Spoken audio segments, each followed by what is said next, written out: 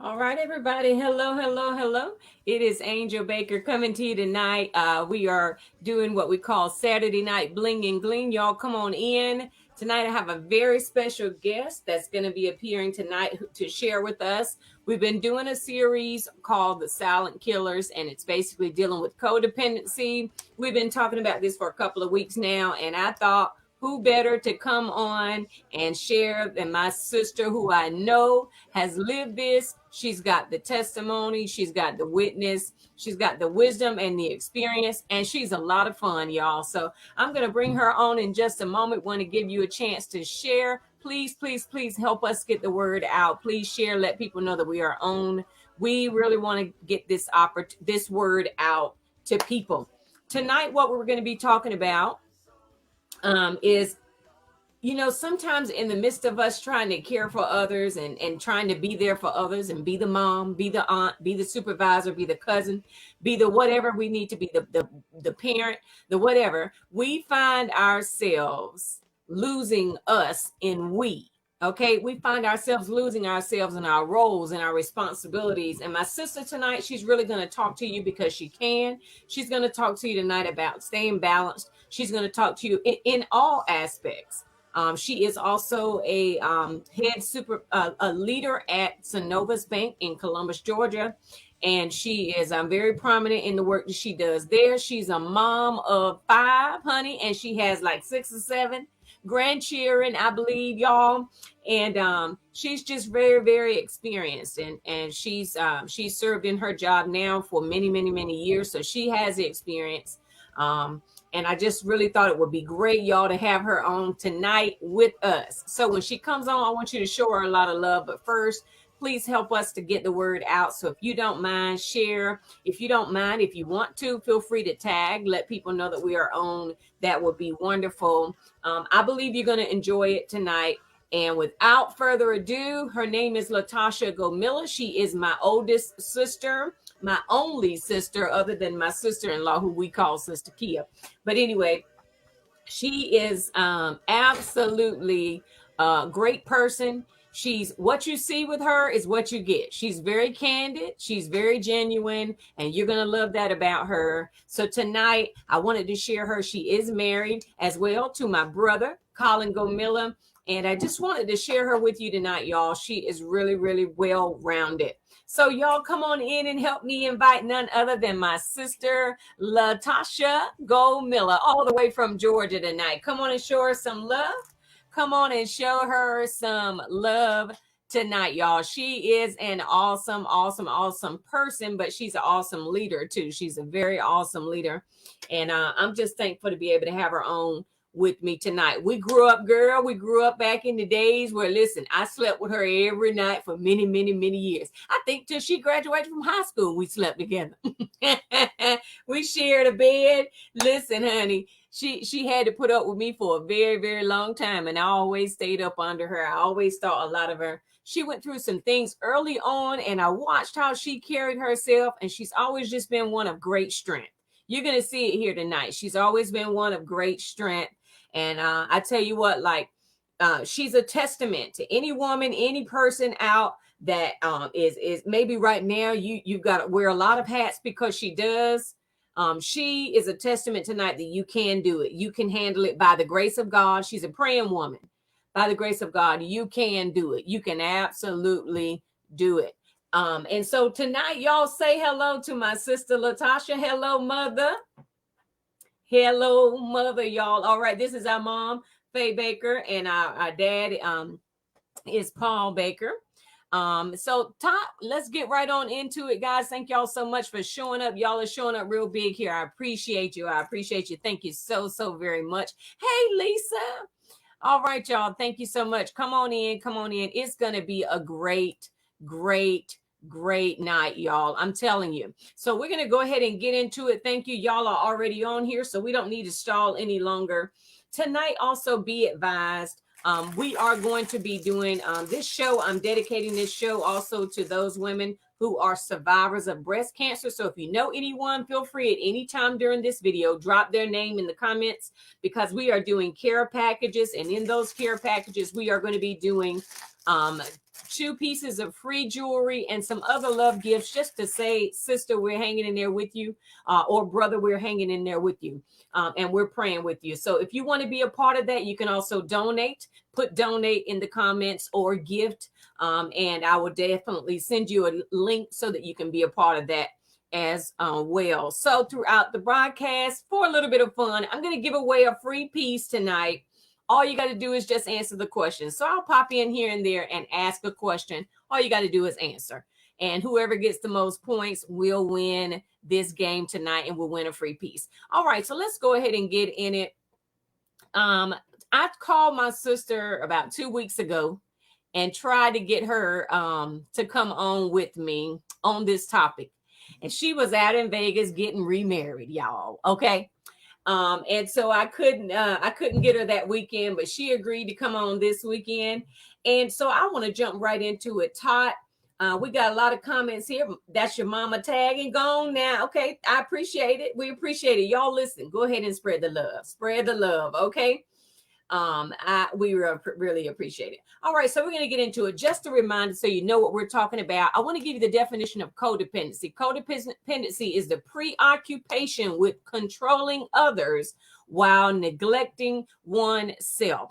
I called my sister and I said, can you come on and share it, and talk about how we sometimes lose ourselves in our roles in taking care of other people and helping other people, and why we tend to do that. And she was like, yeah, I can do it, and so I'm happy to have her on tonight. Let's get right into it, Todd. The first question I want to ask you, feel free, guys, to share your comments and questions in the comment section. Okay, while we are doing it, we're going to answer those questions, as try to anyway. All right, so tell us a little bit about some of the roles you play and how they have shaped you. Okay, first, Angel, thank you for again inviting me to the call. It's not something that I love to do. I don't like to speak, but anything to support you, I'm all hands on. But I will say some of the roles that I play today is I am a wife to my wonderful husband of 25 years. We've actually been together 27 years. It has not been perfect. I will never say or tell anybody that it's been perfect. A perfect marriage, a perfect relationship it's a lie. You have 2 different people coming from 2 different walks of life.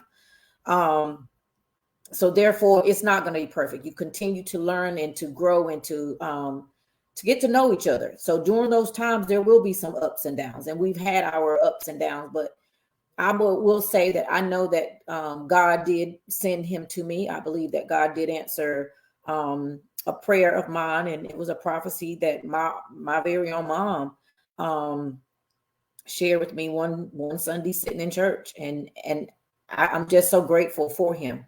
Then other than that, I am a mother. As you spoke earlier, I'm a mother of 5 beautiful children, all different types of children, different personalities. They have their different walks in life. I support them. I love them right where they are. And that's where it stops.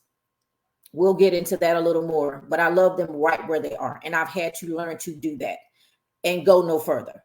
I am a grandmother of, right now it is of 6, but we have another one on the way.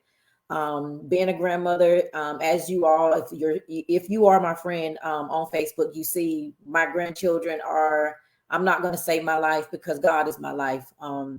But my grandchildren they gave me my second win in life. I enjoy being around them. They're my calm. Most people say, I don't see how you do it. That's who I run to when I need that calm. Is my grandchildren. I love being a grandmother. I am known as Mimi, but I consider myself one of those. I am an old school person, but I am that old school grandmother, and I'm okay with that. I don't have to be the new age grandmother. I don't want to be that new age grandmother. That's what's wrong with society today. We don't have anybody teaching our our children how to survive in this world and to be good, just good people. So I am a grandmother, and then I am a director of operations at Synovus Bank. I've been with Synovus. November will be 20 years. I love the company that I work for. I feel like I've worked very hard to get where I am today. Very promising career, and I continue to thrive and to succeed where I am in my career. And then last but not least, I am now a soror or of Sigma Gamma Rho, something that I chose to do late in life. But it was a dream of mine as a young girl, sitting around with my friends, just as early as middle school, watching different world. I always wanted to go to college with my friends, and we all talked about going to college together and rooming together and joining a sorority together. But life happened, and we kind of went in different directions. I still love them the same. Regret, not staying in contact with a lot of them, but God gave me a second chance to do it. I did not do it with my friends that I wanted to do it with, but God gave me a new crowd, a new circle. And so I am part of Sigma Gamma Rho, one of the best decisions that I could have made. I love my sisterhood, and I am growing so much. I'm learning so much, and I'm looking forward to other roles that I'm going to play in my life, because I know there's more to it's more to it. Now, how have they shaped me?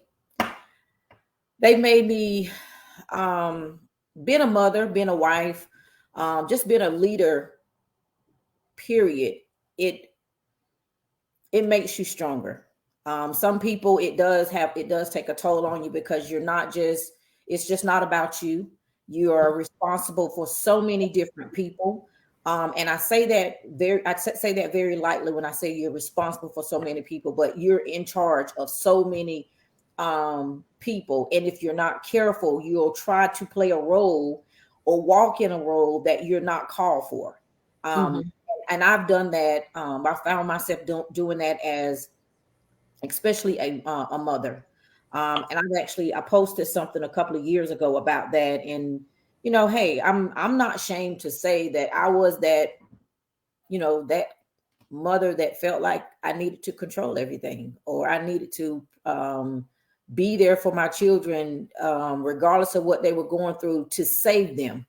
It took some hard situations to take place, and some hard decisions for me to make, for me to learn my role. And we'll probably get into that a little later in the conversation. But they've actually, the roles that I played, they've made me stronger, and they've also humbled me, and I'm grateful for that. It has taught me to never take life for granted, not to take people for granted, to love people, but to love people. I've learned to love people where they are and expect no more than what they're giving, no more out of them.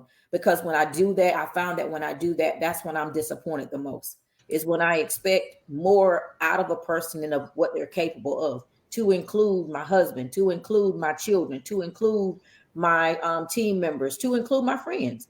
Mm-hmm. I expect people to be who they are, nothing more, nothing less. So those my roles that I play that's how they've shaped me. They've taught me to be strong, be resilient, Mm-hmm. stay humble, but just also accept people for for who they are. Mm-hmm. Yeah, those are some good nuggets. To be humble, and then to accept people for where they are. I think on the topic that we're talking about tonight, that's why it's so relevant to us, because sometimes we just have a hard time with that. We kind of want to idealize people, and we want them to be where we want them to be. and we want to see them. And sometimes we even use scripture, Mm-hmm. speak those things that be not as though they were. That's absolutely positively true. But at the same time, there is a level of acceptance if you're going to live, if we're going to thrive, that we do have to have to accept people and meet people where they are, Mm-hmm. you know. Otherwise, you expend a lot of energy that you're going to need, you Mm-hmm. know. So, yeah, that's good stuff, y'all. All right, next question. What are some things you've learned about self-care and serving others?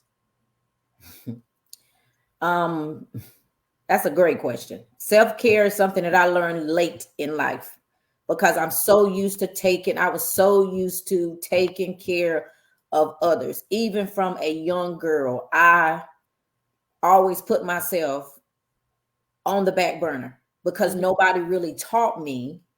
And nothing against my mother, nothing against any other women in my family or any of my family members or, any other women that, played a role in my life as a young girl. But I did not see that. So I did not know that it was necessary. All I saw was taking care of others, from my grandmother down to my mother. My grandmother took care of everybody. She was there for everybody. Mm-hmm. Sickness, it didn't matter. You didn't have to be family. She took care of everybody. And then when Everybody. she couldn't do it, she passed it down to some of her kids. She would, she would have them going out and doing certain things. And I would watch my mom like on different holidays where my grandmother would call her and say, well, hey, I need you to go deliver this to this person. And, and I would, sometimes I would actually ride with my mom and I would, question, and I never questioned my mom about it, but I just knew that I just always wondered why my grandmother just felt like she had to take care of everybody. And then at her funeral, there were so many people that did come, and the things that they said about her, my Mm-hmm. grandmother left a legacy. So I understood, Yeah. but there was also some things that in that role that she was, when she was taking care of everybody, she was neglecting herself. Mm-hmm. And I see that in my mom. I mean, as her daughter, I know for a fact I have taken the love and the care and the support that my mother has given me. I have taken it for granted because my mother is by far the epitome of a great mom. She Mm-hmm. has been a great mom. She Mm-hmm. did her best with raising us, although I gave her the hardest time. Mm-hmm. But I only, that's just where I was in life at that time. But my mom was very supportive, but my mom was always there for her children, but in a way that it's almost like she didn't want us to experience the heartache. She didn't want us to experience certain pain. And if she could get in front of it, she did. Um, if she could go behind our backs, and I'm not saying in a negative way, but just if she could get in front of without us even knowing, she Mm-hmm. would. She would make phone calls to Mm-hmm. different people, and we wouldn't even know it until after the fact. But that's just who she was. My mom was. She was a nurturer. She was very nurturing. As far as her children, basically, that we were her life. Her life was centered around us, and that's all I saw my mom do. That's all when I saw the very important people in my life. My aunt Avis, very giving. This woman she sings at everybody's funeral. She's at everybody's wedding. She's always doing something for somebody. That's all I saw. I very rarely saw those women take care of themselves. I saw them just working hard all the time, and they were working hard for other people and very rarely working hard or taking care of themselves, even to the point of becoming sick and the stress. And I mean, that's all I saw. I thought that to me, that was normal. And I Mm-hmm. felt like doing that let a person know how much you love them. Well, you got to show them that you love them. I've lived by, action speaks louder than words. But I Mm-hmm. had to learn the hard way that there with boundaries.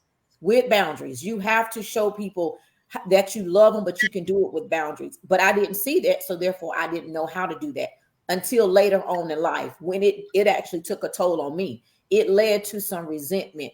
It led to withdrawal. It led to bitterness and hard feelings. And a lot of it I have to take ownership of, because a lot of times what I did, no one asked me to do it. I took it upon myself to do it.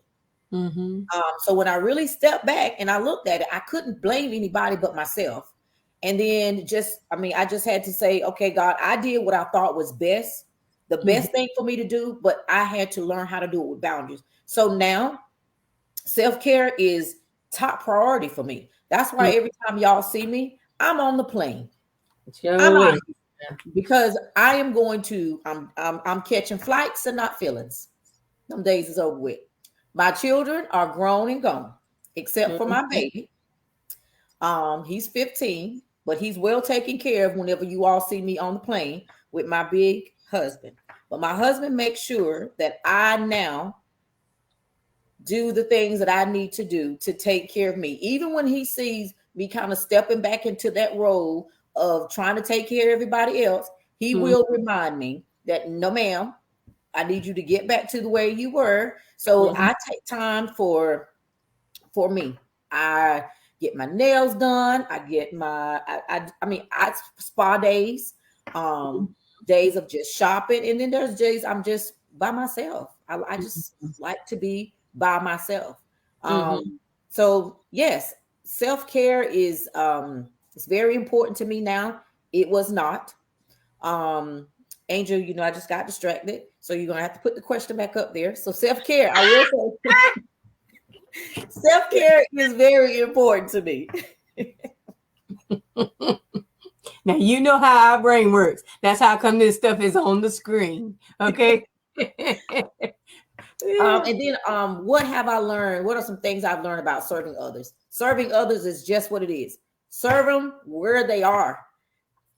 A lot of times what I would do is I would serve them and I would try to add a little extra, because that's what I thought Tot would want somebody to do for her. Well, that's not the case for somebody else, because that other person is not me. So what my needs and what I need, it may not be something that they need. So I had to learn how to serve others based on their needs at that moment, not based on what I thought they need or I think they need. I give them what they need at that time. So I try to be who they need me to be at that moment. I don't try to do anything other than that. Now I'm not going to say I have perfected that, because I haven't. I still have to check myself where my children are concerned. Now, anybody outside of my children, I could care less. I just be honest with you. I don't go overboard. I just don't. I don't. Never had a problem with that. I'm sorry. Hey, she said I was candid. I'm telling the truth. Don't get me wrong. I love my husband, but he told me early on that he didn't need me to be his mom. All he needed me to be was his wife. And that's the role that Tot plays in Colin Gamila's life. I am his wife, nothing more, nothing less. Well, let me put it back. Let me go back. I am his best friend. I am his supporter. I am who he needs me to be. Now, my children, on the other hand, I struggle from time to time, because I am a mother first, and I have that. That's just my nature. It's not going to change overnight, although I am trusting to do better, but that's just my makeup. My mother is Faye Baker, and that's all I know. It's my mom. So I'm still working on that. So I will not sit here and make it appear that I have perfected that, because I have not. I'm still trying to make sure that where my children are concerned, as far as serving my children, I say that very lightly, because I'm not serving my children. I'm just being their mother. But I'm not stepping into a role that is not mine. I am not trying to be their God, because there have been times where I've tried to save my children, and it has really delayed the deliverance. It has actually tied God's hands on some of the things that I had been praying for. It did. It tied his hands, and it actually prolonged some of the issues that they were dealing with. Um, and so hey, I'm guilty, but I'm working on it. Mm-hmm. Mm-hmm. Yeah. And I mean, I think we all can have good intentions, but like if we are honest, it's just part of it. It's just part of it. Now, I remember mom going to I won't say where she was going because I could pinpoint it, but she'd be mad if I told you where she was going. But she was one of the self-care things that she used to do was she had this thing she had to do all the time. And so what she would do is she would get either Risa or Sister Helena or Sister Helen. One of them would come and stay with us. They were the church ladies, okay?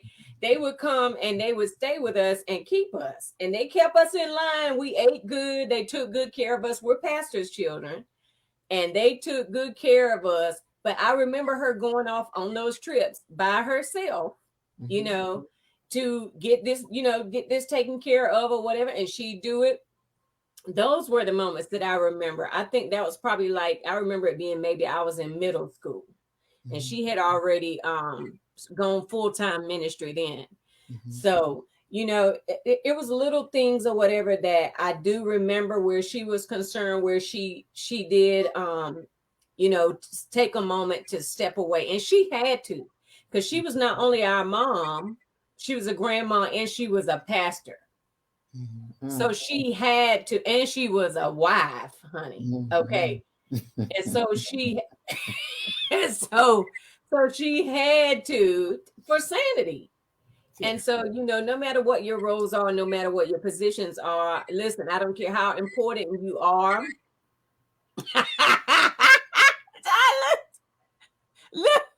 Well, I won't go tell it, Mom. Okay. I won't go tell it. But anyway, she sure was. But that was her thing. She would go, and we remember it very well. And so it's finding whatever you can do. Listen, maybe you can't take a vacation. Maybe you can't do, certain things. Maybe you say, I don't have the time. I don't have the money or whatever, the finance or whatever. But just find what you can do. If it's a trip to the library, maybe every other Tuesday, I'm going to get me $1 cup of coffee from McDonald's. I'm going to the library. Whatever you have to do to find your happy and at least have it, on occasion. You deserve it. Absolutely. Solange, she says women wear so many hats. Absolutely. Okay, so to continue in this vein, let's go ahead to the next question. What are some things that make it difficult to balance caring for others and caring for yourself? The first thing that comes to mind, and what I deal with is guilt. Is guilt. I mean,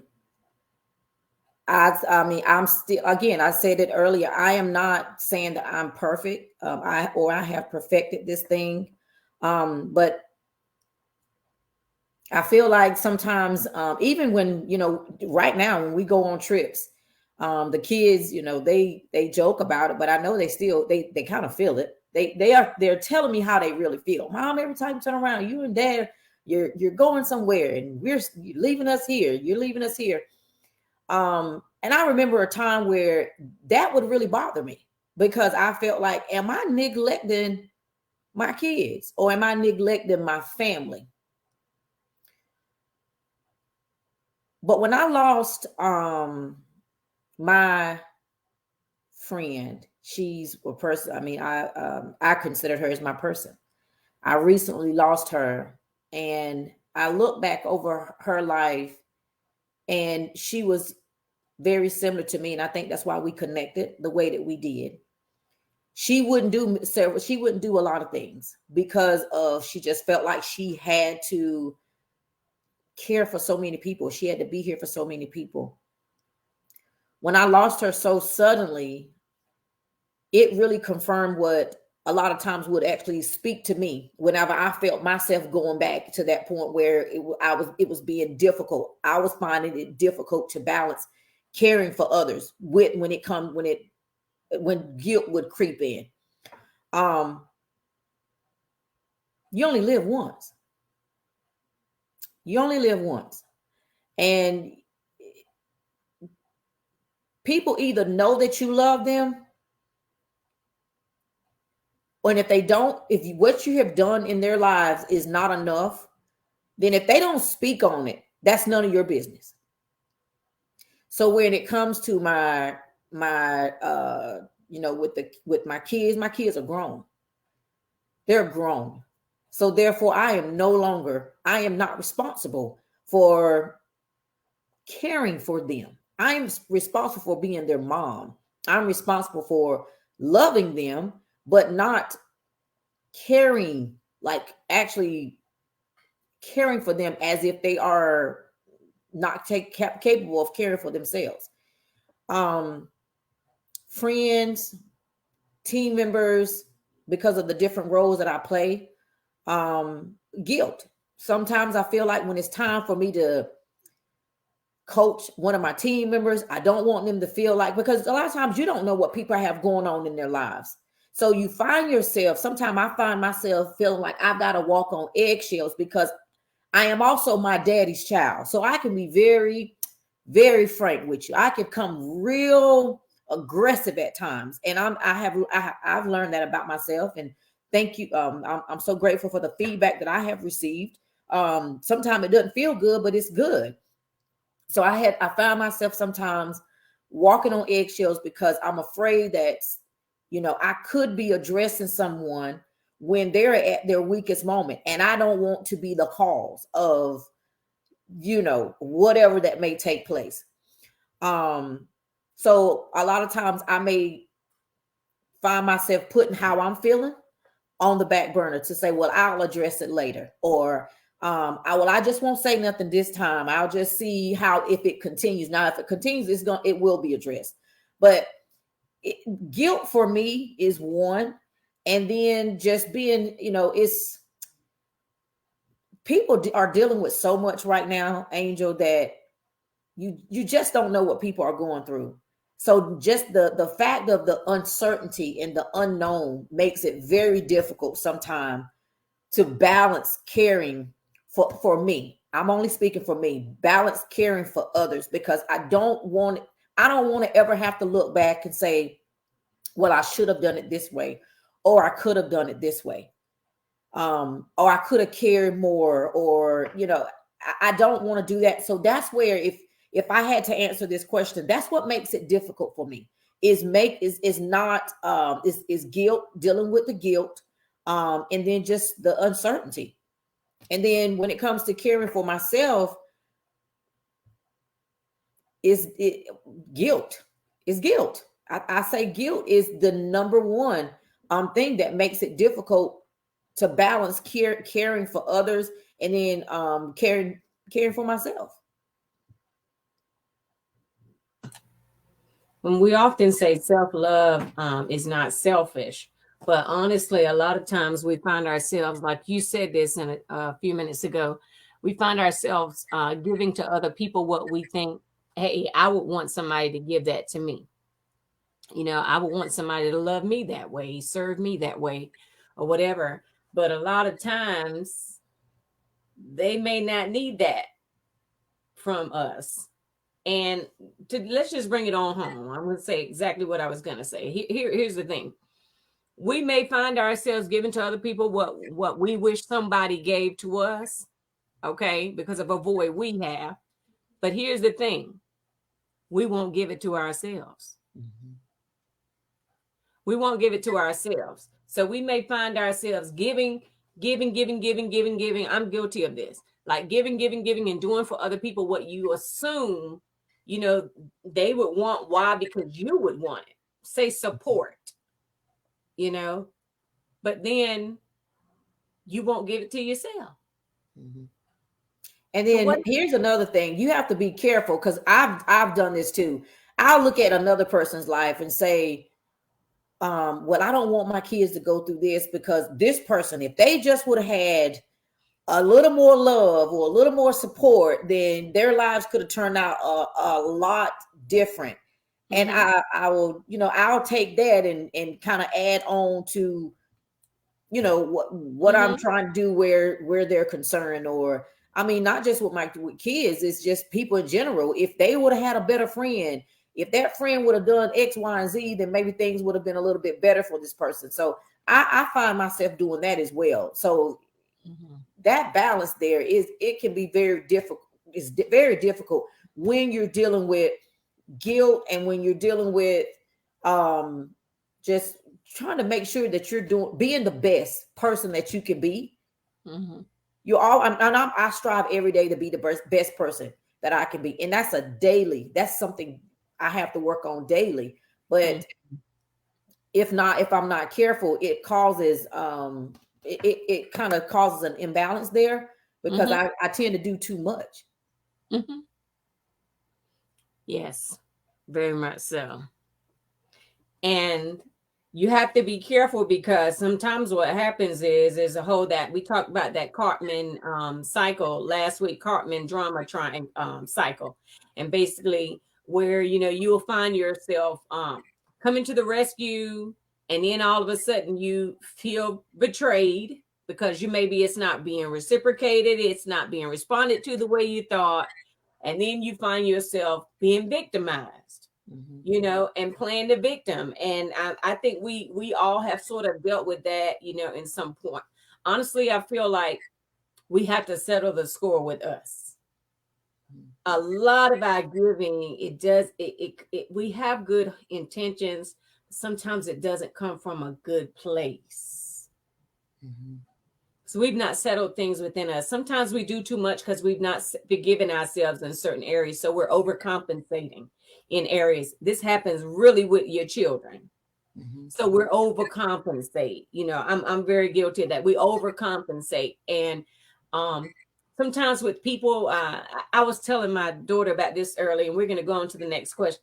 But I was telling her about, we both Paul's children. Okay, Paul is a great man. We love him. But Paul's personality is what you see is what you get. If it's straight, he gonna give it to you. Okay, we're both wired like that. All right, we don't have a problem speaking our minds. We got a little fire in us. That's just the way we are. But for me, growing up, that's how I always was. So I wasn't always received. I had to learn. I had to learn to use some discretion. You have to learn how to talk to people. You have to learn. I still have to work at it sometimes. You have to learn how to use some common sense. That it's not always the time and the place. Okay, and you don't want to always be known as just this temperamental person who's always, you understand what I'm saying, creating a problem. Sometimes it's really not a problem. So I've had to learn a lot where that was concerned because of my temperament. But because of that, sometimes what I find myself doing is because I feel like that's the bad girl. That's the bad side of me. And a lot of times I don't want people to meet her. And so sometimes I'll find myself being way too nice, way too giving, way too accommodating. This is like I have found myself like I was running from that person, running from her. And what I'm learning is like you have to settle. You have to settle this, whatever's going on within you. And so you got to forgive yourself or whatever. You got to accept yourself. If you're going to offer it to somebody else, you've got to accept yourself. Now, does that mean make excuses for yourself? Absolutely not. But you can't offer somebody else acceptance and then you critical and condemning yourself. You understand what I'm saying? You can't love somebody else and then you every time you do something wrong or whatever, you quickly ready to just write yourself off. And this is the kind of stuff we do again. So sometimes our giving, it's not necessarily coming from a good place. I just wanted to kind of bring that up. Y'all, these comments are so good. Thank you so much for bringing those out. We really do appreciate it. We absolutely do appreciate y'all so much. My mom says we do these things too because we operate in human wisdom, many times neglecting the wisdom of God. Well, thank you, Shannon. I appreciate it. But yeah, listen. So anyway, we're going to go on because I want to give my sister time to really, really share. Thank you for sharing that. I think it was really, really good. We took some good nuggets from there. Let's go on to question 4. How do you manage dealing with irresponsible people loved ones or co-workers. Now you and I know you can talk about this from different angles, but I know you can also talk about it from a management position because you're in a supervisory role on your job. So go ahead and share. So I will start with the easier. I'm going to start with the easier one, and then I'll get to the most difficult ones. Mm-hmm. The easiest one is my coworkers. Mm-hmm. My coworkers, strictly accountability. I tell them from the start, it's not personal, it is business. Yeah, that's good. You are accountable. You're accountable for your actions. You're accountable for your job. I make sure that the expectations are clear. I Mm-hmm. make sure you have the tools and resources to be successful at what you need to do. I am here as a support, but it goes no further. Mm-hmm. I don't make excuses. And this is for my team members. My coworkers are just my coworkers. I work with them. They are my peers. It goes no further. Mm-hmm. I have developed the friend that I lost recently she started out as my coworker. And the bond that we shared became so strong that she was like a sister. She was older than I was. So she was more like a big sister to me. So even whenever, when I moved back here to Georgia, I met her and we clicked. Like it was just something about her that just drew me to her, and we clicked right off, and we became very close friends, prayer partners, laughing. I mean, we could laugh about anything, we could talk about anything, and I felt so safe with her. I felt anything that I talked to her about, it was never going to be judged. All she was going to do is what she would say. She said, "I'm gonna get on my face." I'm gonna get on my face. One time she told me, she said, "I'm gonna get on my face, girl, and I might." She said, "I got on my face before the Lord. I stayed down there so long. I woke up, I had carpet dust in my nose." She said, because that's what That's we a good do. And prayer.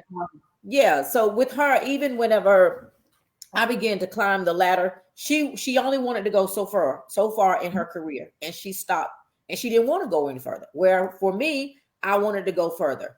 And I eventually became her supervisor, then from her manager, then senior manager, and then now my role as a director. But our relationship never changed because she understood who I was as a leader. That the person that I was as a leader was not going to change me as an individual. Where she was concerned, she knew that I was still going to hold her accountable. I wrote her up before, even as she was my person, but she stepped out of line. She dropped the ball. She couldn't give me a valid excuse. I gave her a second chance because everybody, we all drop the ball from time to time.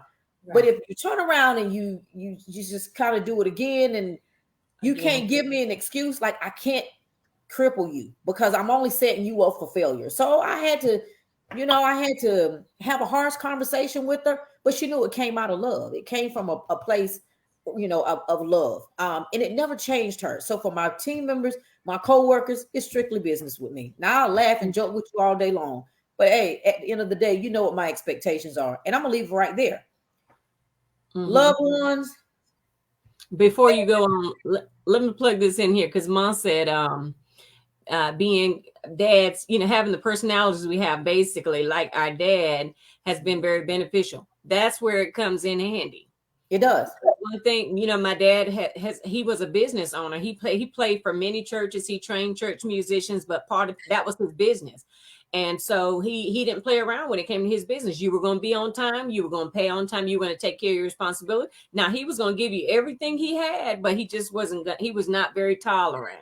Yeah. And in the roles that both of us have had to play, it has worked out in many cases, where it's necessary. You have to learn to balance, but it is absolutely necessary sometimes. So you can't always despise what you think, is your worst trait. Sometimes is the thing God wants to use because of the assignment that he has on your life.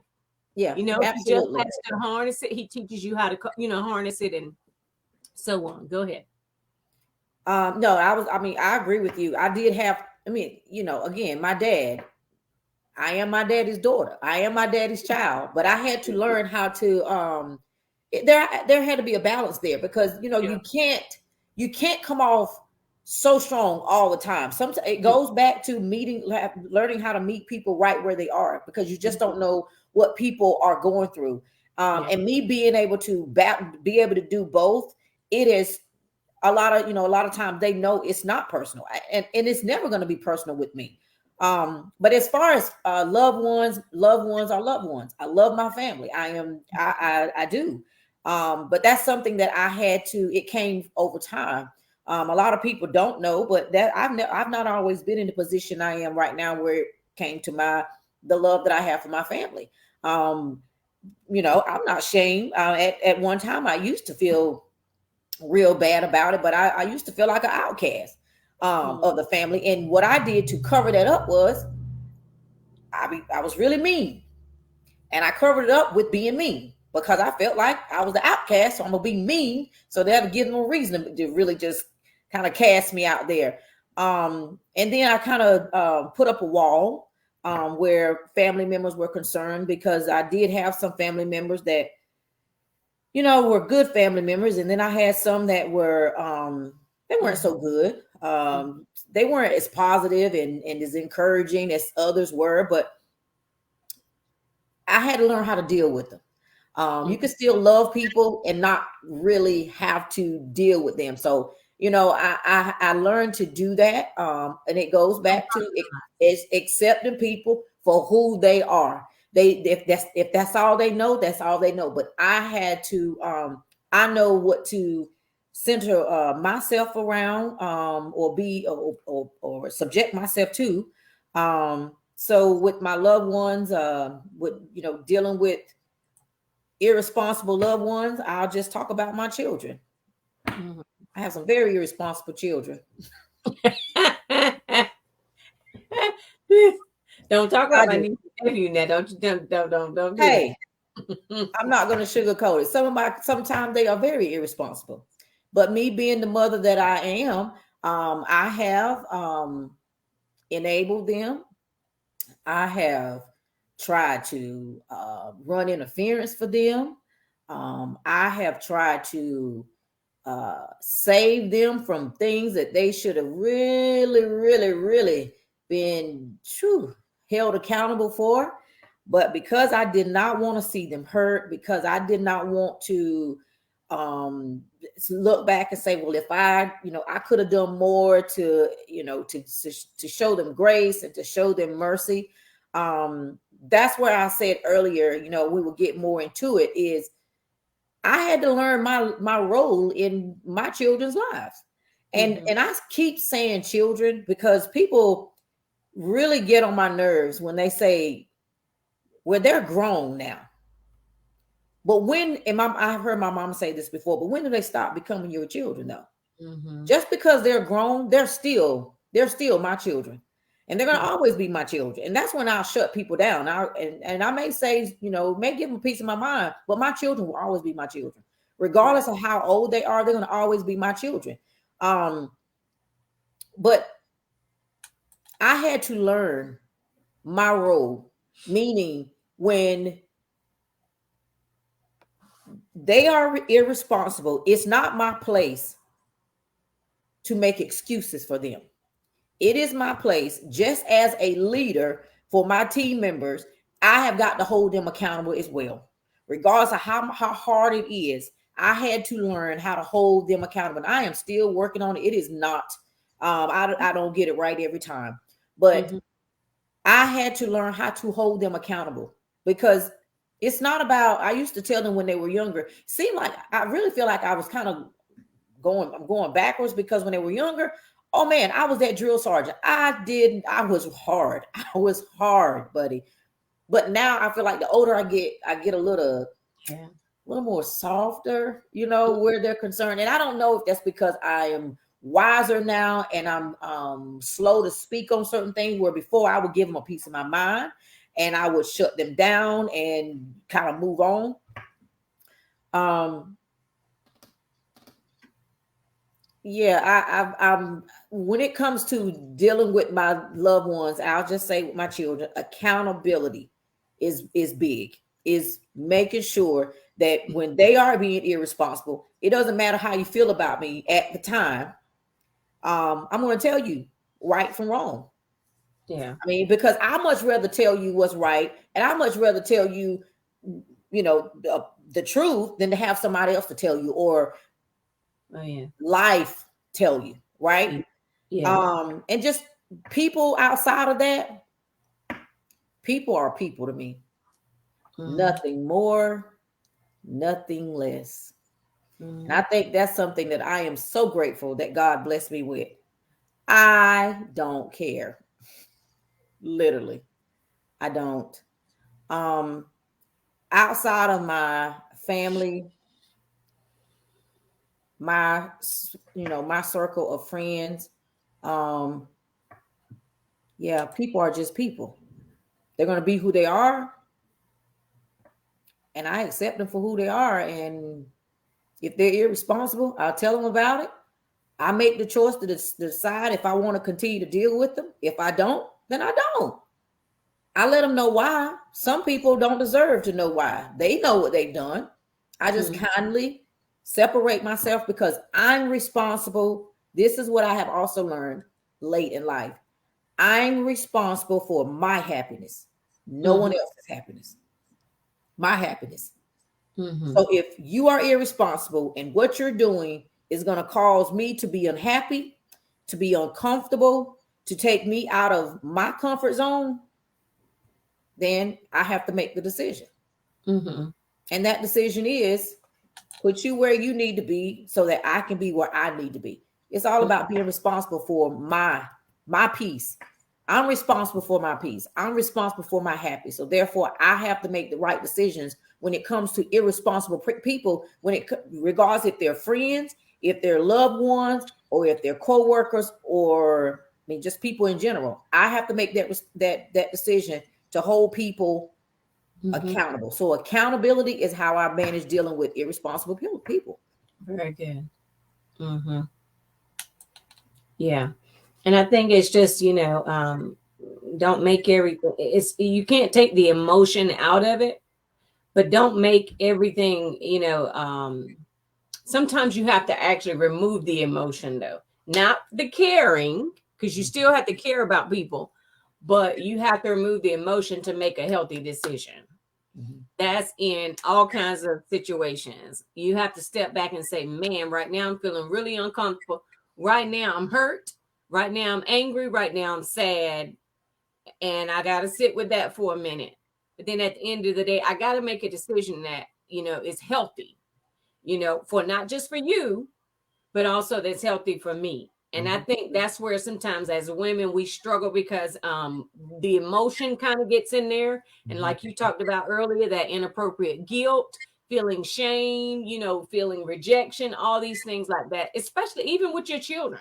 Sometimes we're afraid of how our kids are going to respond to us, how they're going to see us, comparing us to somebody else. They might perceive us as a failure or not giving them enough love or nurture. And because of that, that makes us sometimes go beyond where we need to go. You have to take the emotion out of it and step back and say, and this is with people, period, step back and say, I hear you, I understand, I empathize with you. But first of all, I know my heart is in the right place. I know my intentions are good. I'm prayerful. You understand? Because we do have to do things in a spirit of love. But I'm prayerful. But at the same time, I'm going to step back and I'm going to make a decision that's going to be in the best interest of everybody, myself included. And I'm going to take your feelings into account. But at the same time, I'm not going to sacrifice my own. I'm going to say that one more time. I'm going to take your feelings into account, but I'm not going to sacrifice my own. Now, how often do we do that? Because I want you to see me a certain way, treat me a certain way, feel a certain way about me. I just totally forsake my own feelings, my own, and that's what I think it gets into that unhealthy helping, and caring. So that's good. Thank y'all so much for your comments. All right, I want to stop real quick and we're going to jump right back into it. But I want to give you a chance. As I said, I'm going to be giving away a free piece tonight. So this month we're honoring breast cancer awareness. So I want to give a fun question real quick to see who can get it right. Real quick, it's going to be the first person to get it right. Number one. All right, number one, the question is going to be, Take a look here. You can get breast cancer even if it doesn't run in your family. So y'all hang on in here. We're just taking a quick break just to answer this question real quick. All right. You can get breast cancer even if it doesn't run in your family. Is that true or false? Go ahead and put your answer in the comments. First person to get it right will get the point there. All right. So first on my end, it was Brittany. All right, Brittany, you got a point. All right. Thank you. Thank you. Thank you, guys. Thank y'all so much for being on. Y'all are showing up here. I hope you've been enjoying it. Have you been enjoying it? If so, show her some love. Show my sister some love. All right. Brittany gets our first point of the night. All right. My second question is going to be, and then we're going to go back into it. If breast cancer runs in your family, you're sure to get it. Is that true or false? If breast cancer runs in your family, you are sure to get it. True or false? All right, let's see who gets it. Shannon got it. It's false. Shannon got it. All right, y'all. Thank you so much. We're getting ready to get back into this great conversation. I've been enjoying it myself. That first question said more than 85% of people who are diagnosed with breast cancer have no family history. Now, that was very sobering to me. The second question, many women who get it don't have a family history of it. So that is absolutely false. All right, y'all. So we're going to go right back into our next question up here. Thank you so much for being on with us tonight. This has really, really been good. How would you help someone who seems to always be giving, but rarely receiving in relationships, jobs, or parenting? How would you help someone? I think the first thing that I would do, and I would say that someone was once me. Mm-hmm. I had to really take a step back and do an assessment of who I was in that relationship. How was I viewed in that relationship? What role did I play in that relationship?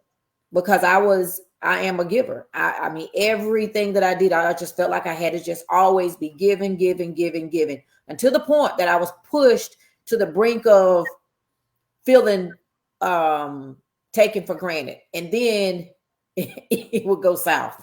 I want it all back because you're ungrateful. And then and I just didn't have the best temper. And it would go south. So I was that person at one time. So what I would, if I had to help someone that seems to always be given and rarely receiving in relationship, jobs, and parenting, I would ask the question that I had to ask myself is why? Why are you giving so much? Why do you feel like you need to give so much? What's the root cause? What is the void there in your life? Because I had a void. There was some things that I was trying to make to make up for. So I felt like I had to give. And I was constantly having to give, whether it was in a materialistically or just always giving of my time. I just did. It was because it was a root cause. So I would ask them first, figure out why. Why do you feel like you really need to do that? And then take a step further. And then once you figure out why you're doing it, is it making a difference? How does it make you feel? Does it really make you feel like you are fulfilled, or is it draining you? Because when you're doing things, you have some people that are just great people. They are good-hearted people, and that's just what they're called to do. They are just that type of, they're called to just be givers. There is a difference between those type of people and people that are constantly giving to the point where they become depleted because they don't know how to do it in a balanced way, and they're doing it for all the wrong reasons. So as that person, once I really just was honest with myself to figure out, to address why I was doing it or why I felt that I needed to do it, it was easier for me to stop, to put some balance there, to put some controls in place And I mean, on my job, I'm also dealing with a lot of risk. So we talk about controls, but these are things to prevent you from going back. So I have to put these roadblocks. So whenever I get into my feelings, or I feel like I'm slipping, or I'm having a setback, I have to put certain things in place that won't even allow me to do it, because at the end of the day, I'm human. So I may slip back into that mode where I feel like I need to give, give, give, give, give. And if I'm not careful, I'm going to get to the point where I'm just depleted. I'm tired. And then it becomes, I'm bitter, I'm angry, I'm upset, but I am the one to blame, because when you know better, you do better. So if I had to help someone who seems to always be giving, the first thing I would ask is why? And then is it making things better for you, or is it making things better for that individual that you're always giving to? And if you stopped, would they feel the same way about you? Or would they figure it out? I had to learn that about my children. Always giving, giving, giving, giving, giving, giving, giving. But one thing I learned is sometimes you take your hands off of people, they'll figure it out. Oh, yeah. I had to do that with one of my kids that is very close and dear to my heart. And it was the hardest thing that I could have ever done. But he taught me what it meant to have a balance. He taught me what it was to stay in my lane.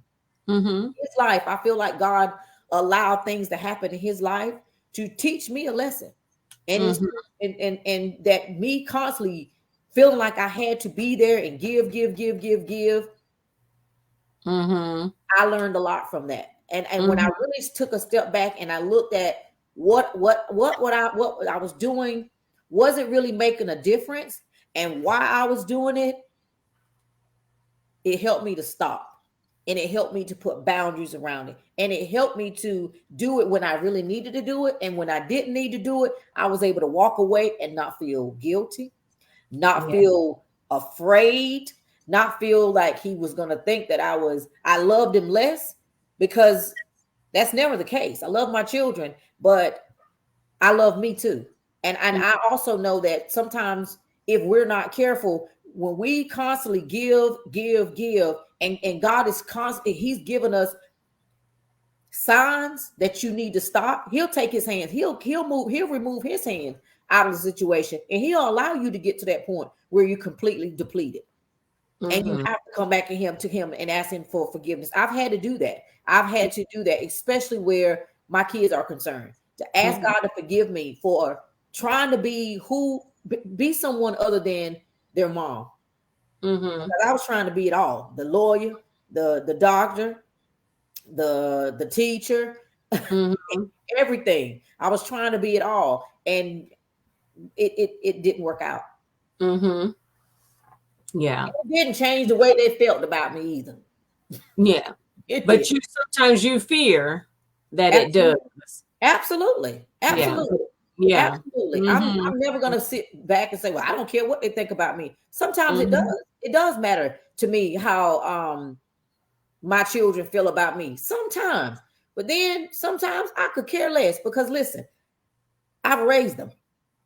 And I did my best. You did a good job. Yeah. And I feel like I did a great job with doing it. And if what I've done up to this point, and I say it all the time, if God to take me tonight, if I don't get a crown for anything else, I think he's gonna give me a pretty crown for being the mother that I have been to my children, because I have given it 110%. I tried. Yeah, you have. Yeah. I failed in a lot of areas. Well, you should. That's part of it. But that's part of being a parent, not just a mother, but fathers too. That's part of being a parent. But I feel like, and to not to get off too far of a subject, but I was that person that was always given in relationships. Yes. In relationships, I was always given, and I was, when it came to being on the receiving end, I wasn't getting what I was putting in. But when I pull back and say, you know what, I'm gonna give you what you give me, nothing more, nothing less. That's where we're gonna meet each other. Things begin to turn around. I started looking at I started making better relationship decisions. I didn't really have a whole lot of relationships, but I started making better decisions when it came to relationships. And I'm not just talking about intimate relationship. I'm talking about friends and just people I surrounded myself with. Mm-hmm. I really I did better with that. Mm-hmm. Absolutely. That's good stuff, y'all. And it came to me as you were talking about that sometimes in the midst of our giving, like we have to recognize like we don't have to always be the one. You know, you don't have to always be the one. No, the word no typically has a negative connotation, so anytime you say no, people automatically think bad. It's just like it's a bad word. But sometimes no is good because no just says, no, I'm not right for that. But there is someone who is right. You understand what I'm saying? That's why rejection has such a hold on us, because we just see it as defining. Like no means I'm not acceptable. Nobody will love me. Nobody will accept me or whatever. But at the end of the day, no, it just means they didn't. It just means that they might not be the person but it doesn't mean there isn't somebody else. So I think if we kind of change that, that's absolutely right. No is good sometimes. It means, hey, if I'm not the one, go on and look for another. That's the bottom line. And so even with our children, we'll very quickly recognize, if you haven't already, you can't be everything to your children. There's some things, some lessons, some things that they're not going to get from us. They're going to get from other people. But we can't be their everything. Your husband, your wife, you can't be their everything. God puts people in places to fulfill in the areas and the capacities that they need to do so. You understand? And we just have to learn how to play our role and be secure doing it. Okay. I hope that helps us. Play your role and be secure doing it. And don't feel bad because you feel like, hey, I don't have it. I can't do it or whatever. Just because you can't outgive God. I said that last weekend in my broadcast. You can't outgive God. God will provide. Can y'all put that in the comments tonight? God will provide. And so that's really, really important for us tonight to keep that in mind. All right. Okay, we're just about done here, y'all. So, from a third perspective here, how can having a perspective of a third party, mentor, therapist, pastor help with clarifying and setting appropriate boundaries? Sometimes we're scared of that, bringing other people in.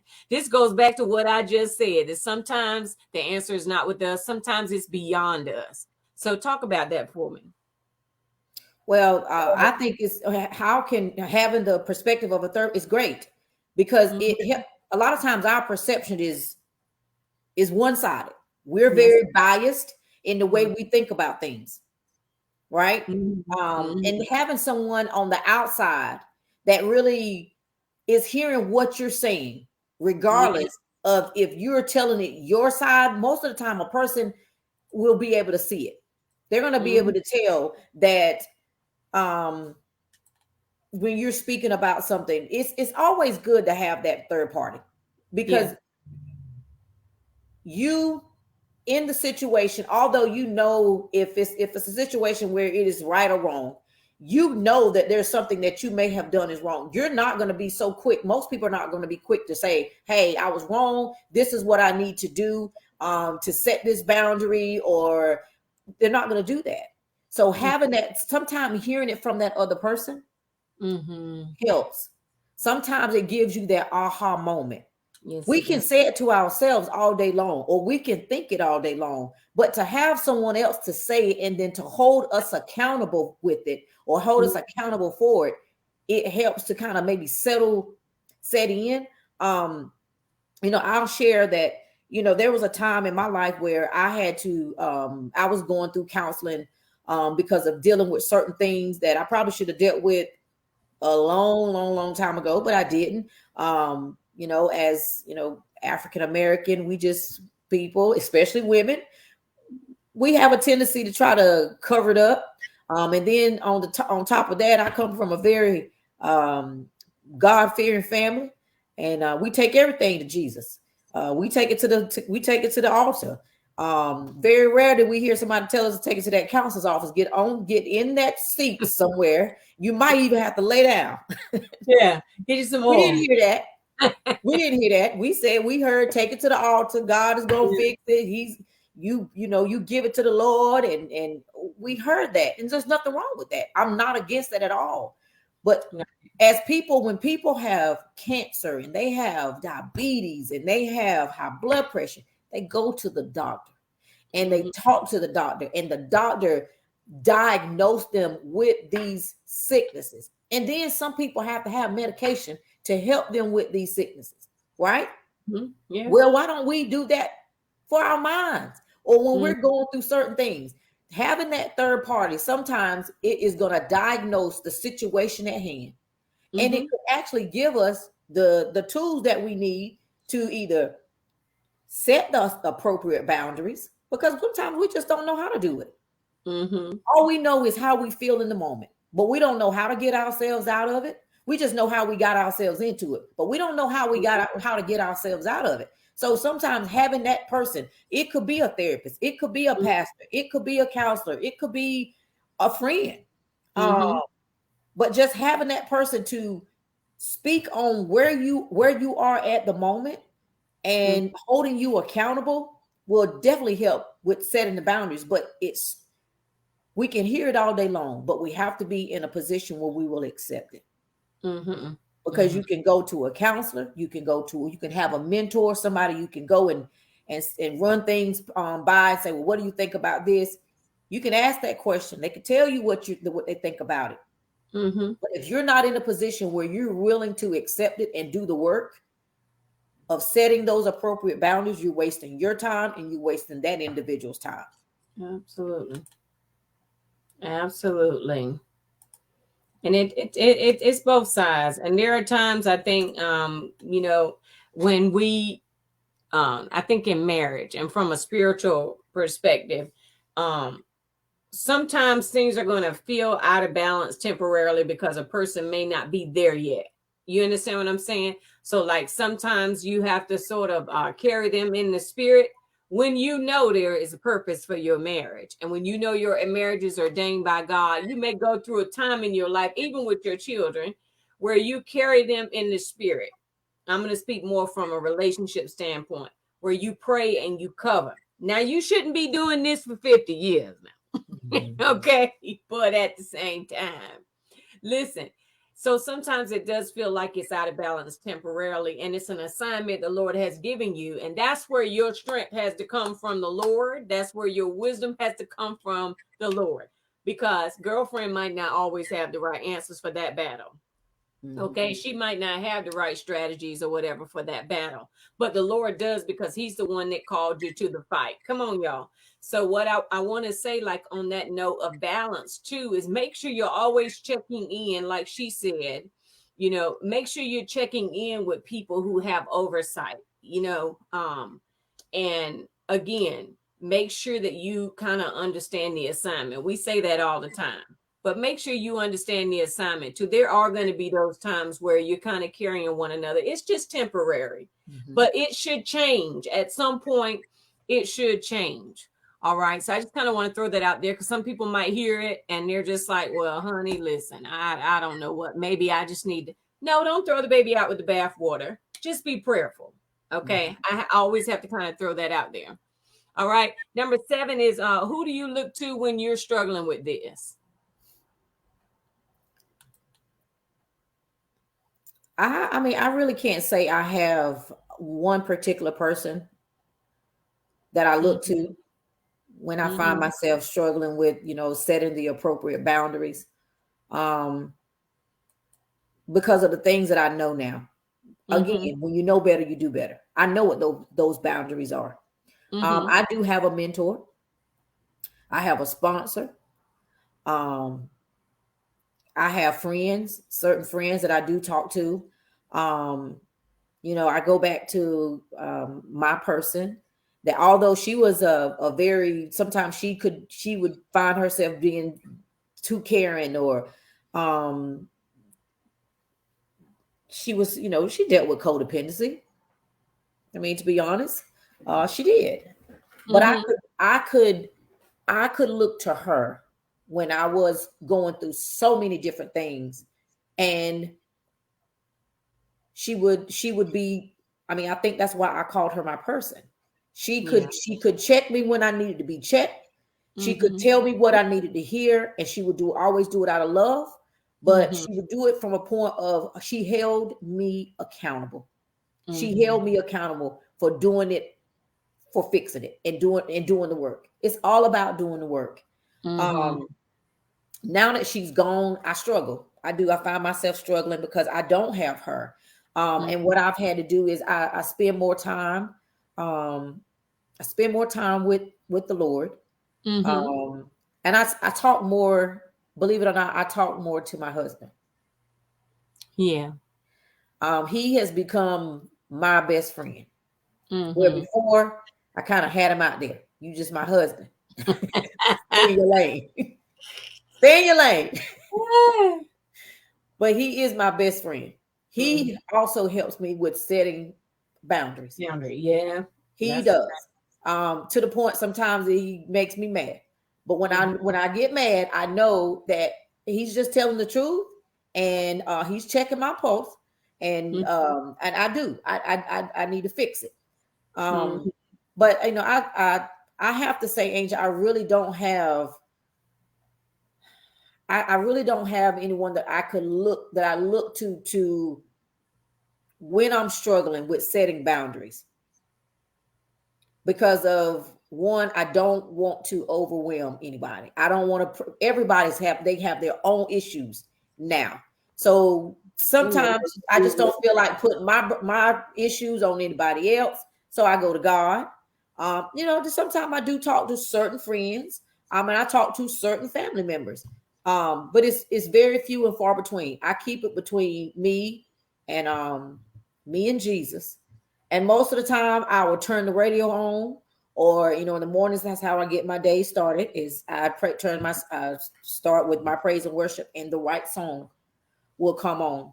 I listen to a lot of podcasts too, Yeah. and you will be amazed at the number of people that are dealing with things that you feel like you're the only person that's dealing with it or has dealt with it. You will be amazed just listening to some of these people speak about what they're going through or what they've gone through and how they've gotten through it and what they do on a day-to-day basis to continue to cope with setting boundaries.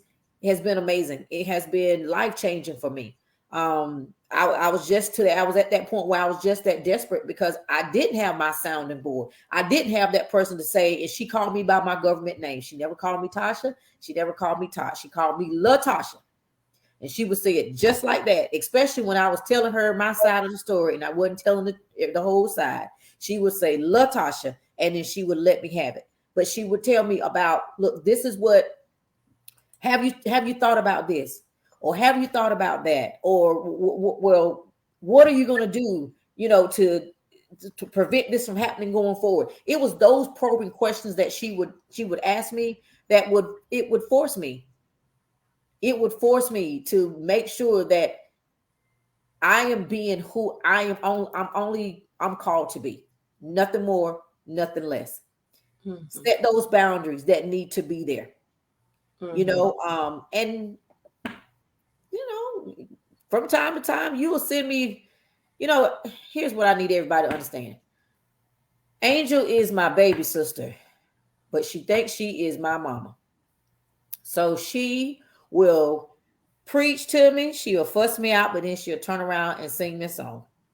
And a lot of times what you will do, you will send me certain things just out of the blue to say, you know, regards to what, you know, different things that I'm going through. You will say, you know, basically in a nutshell, you be you and let God be God.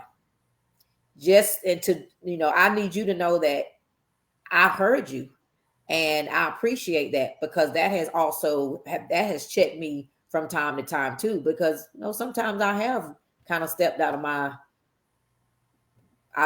and was trying to be somebody other than who God had called me to be. So I would say you would be one of those individuals that I do look to from time to time, but in my mind, you're the baby sister. So this is not things that I should be coming to you about. You know, you might should be coming to me about it, but I started a little earlier than you do. So my children are a little older.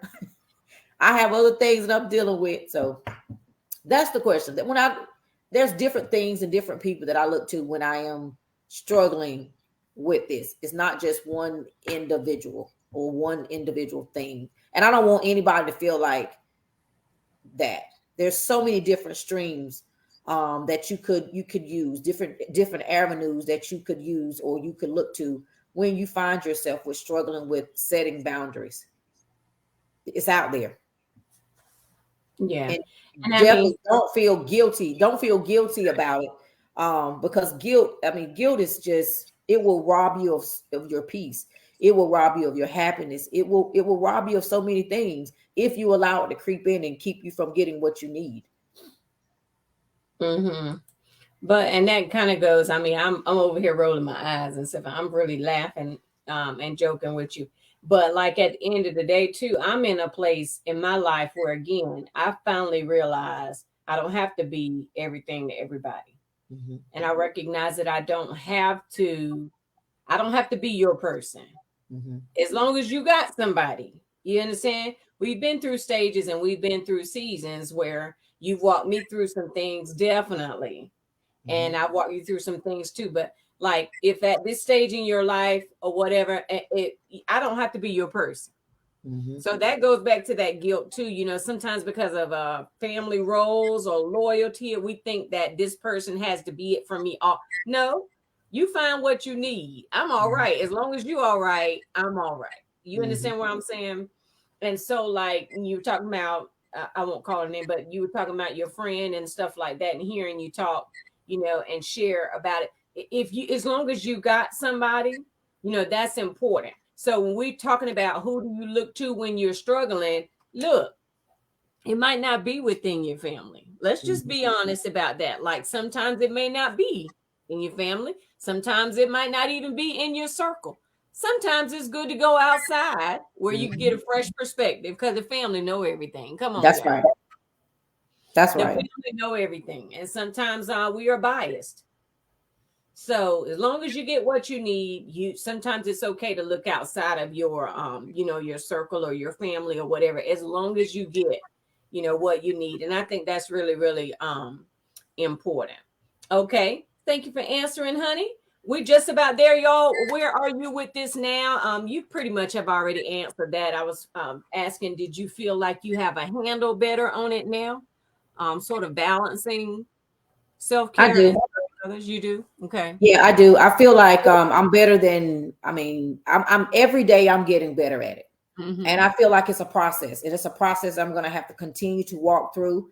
Again, I'm going to have to continue to do the necessary work so Mm-hmm. that I will stay on top of balancing that self-care and how to serve others. And so yeah, I do feel like I'm a lot better at it. I feel like I'm not going to say I have a handle on it.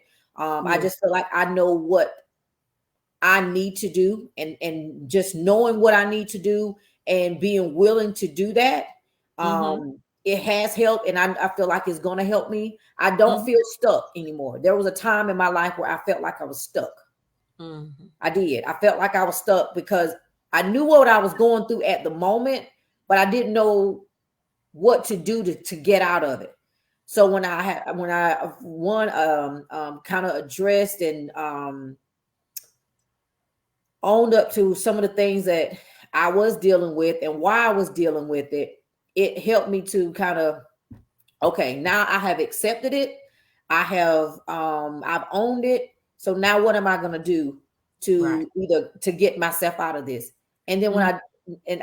I try not to look back. I try not to go back when I do. I try to do a self-evaluation just to make sure I stay on the right path and I'm on the right road, because I want to continue to be better, not just for others anymore. I want to be better for me. I want to continue. I want to be the best taught that I can be every Mm-hmm. day.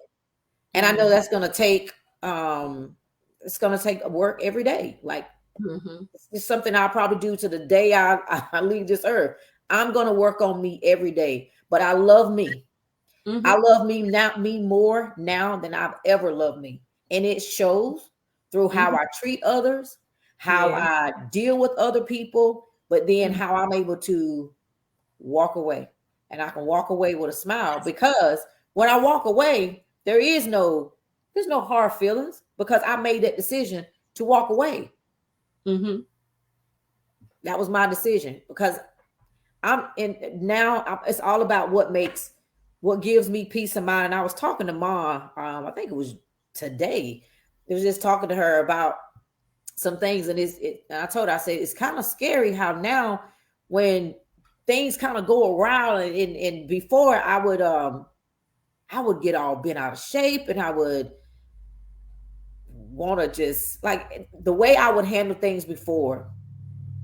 I'm not Yeah. even allowed to handle it like that anymore. Like it's Yeah. just where it's like there's a peace that Yeah. comes over me, and it doesn't allow me to respond. It doesn't allow me to act.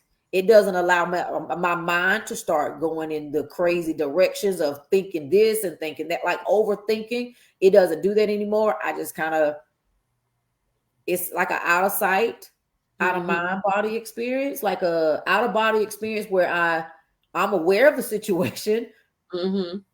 but it's none of my business. Like it's Mm-hmm. literally, I have this thing that comes over me that says, it is really none of my business. Mm-hmm. It's none of my business.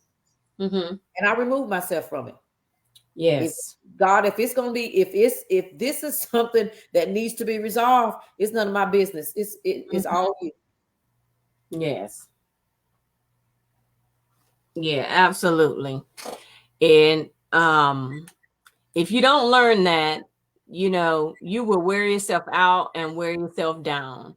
Compassion fatigue, we think is just associated with the medical field, but you, as a mother, in other roles of your life, you can experience compassion fatigue.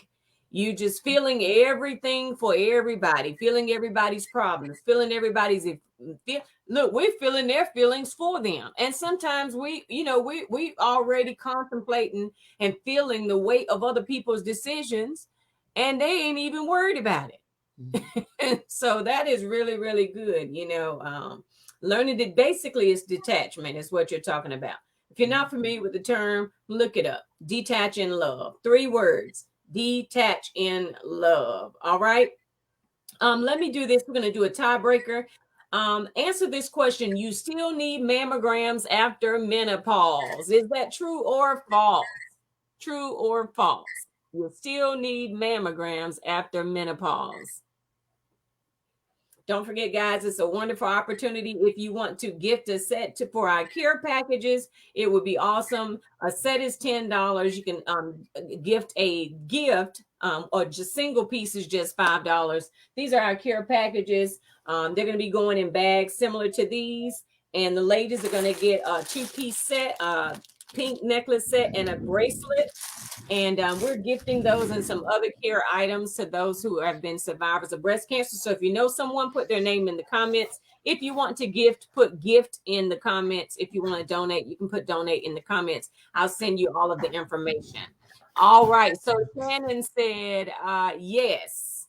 She said yes. So the answer to that question is true. 2 out of 3 invasive breast cancers are found in women ages 55 and older. So, yes, you need a mammogram after breast cancer. Okay, so guys, our last question for the night. This has been so great. I'm really, really thankful to my sister for coming on. Thankful to all of you for coming on and sharing your insight and your comments. I told her I wouldn't keep her too long.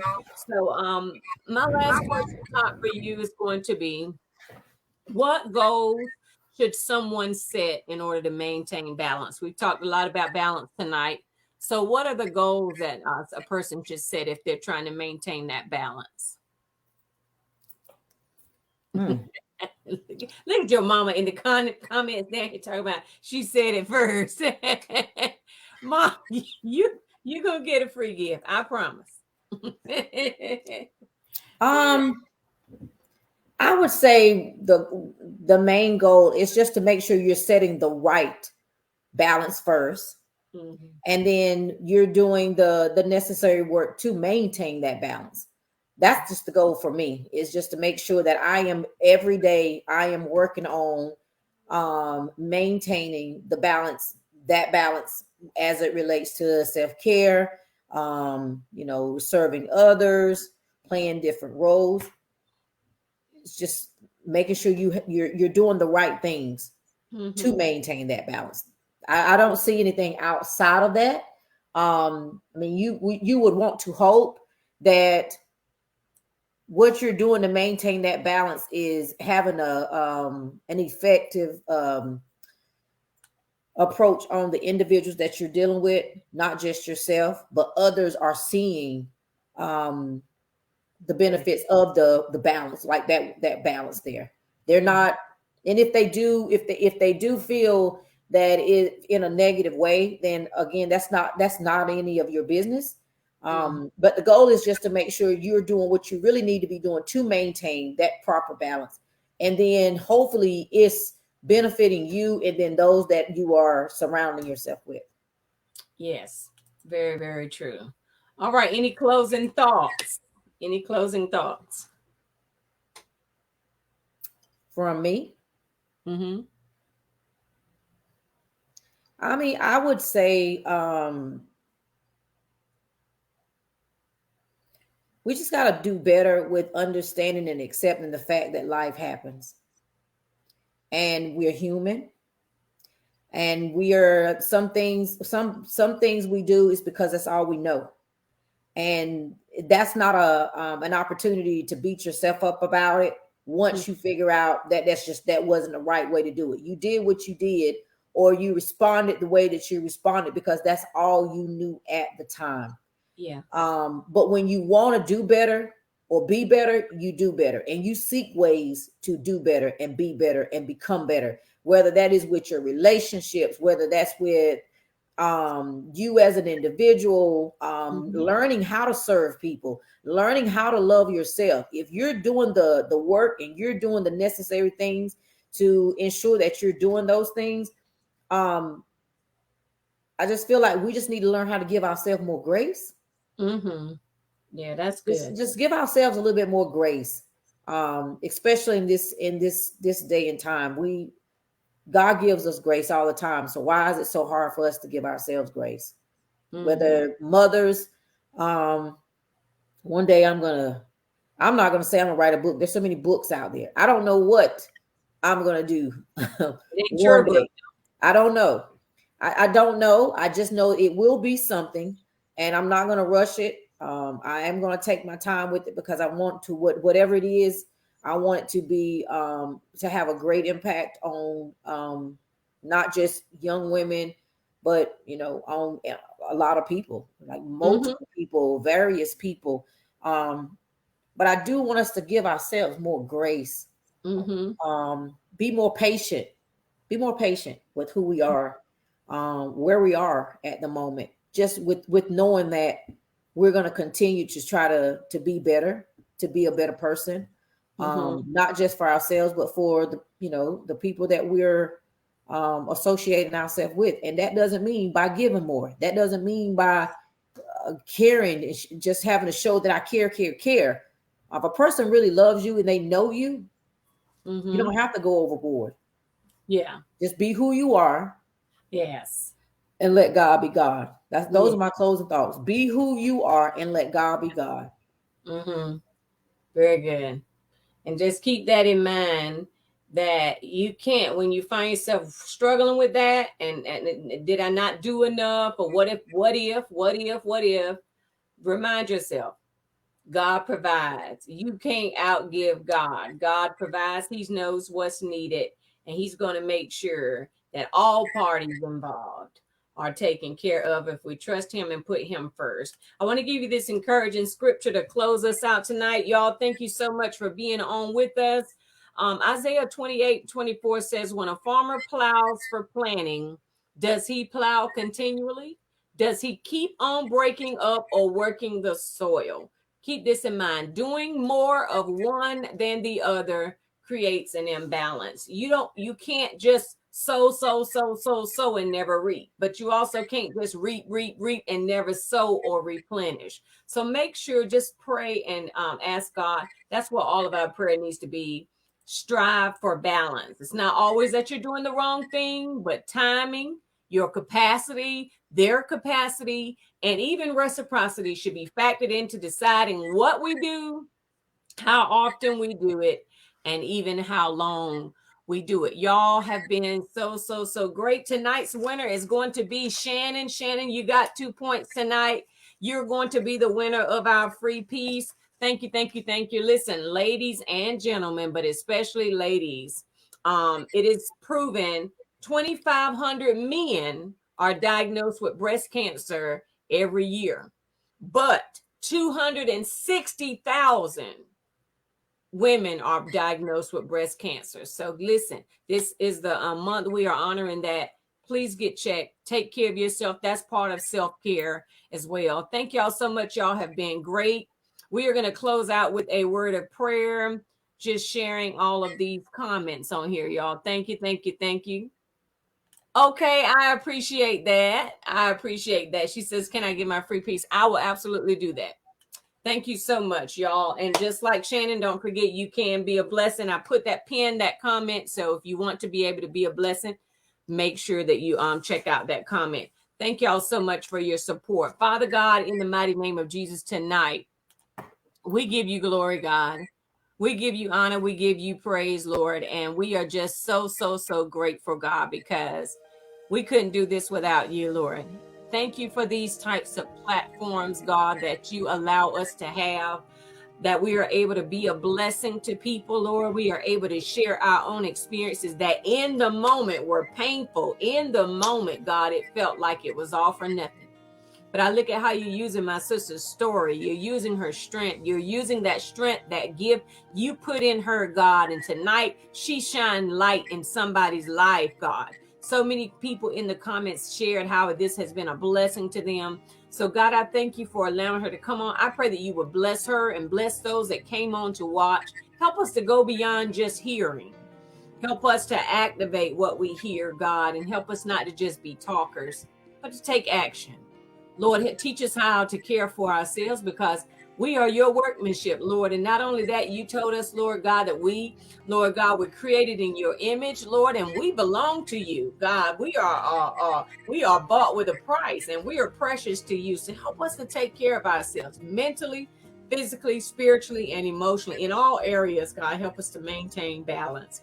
When it's all said and done, with everything that's going on right now, Lord, help our lives to glorify you. Keep us safe. Cover us with your blood, Lord. And we thank you and we praise you, God. Continue to bless the work of my hands, God, in Jesus' name. Amen. All right, y'all. Thank you so much for coming on tonight. We do appreciate you. And I am absolutely hoping that this was instrumental in your life. Don't forget, you can be a blessing. Wherever you are right now, it might be painful right now, but just like my sister shared her story and her experience, God can use it. God can use it. So be encouraged, hang on in there, and just know God's got you covered. All right, y'all. Love you. And I hope you have a wonderful night. Join me next Saturday night as I close out this series at 8 p.m. Eastern Standard Time. Starting in November, the broadcast will be on first Saturday nights only.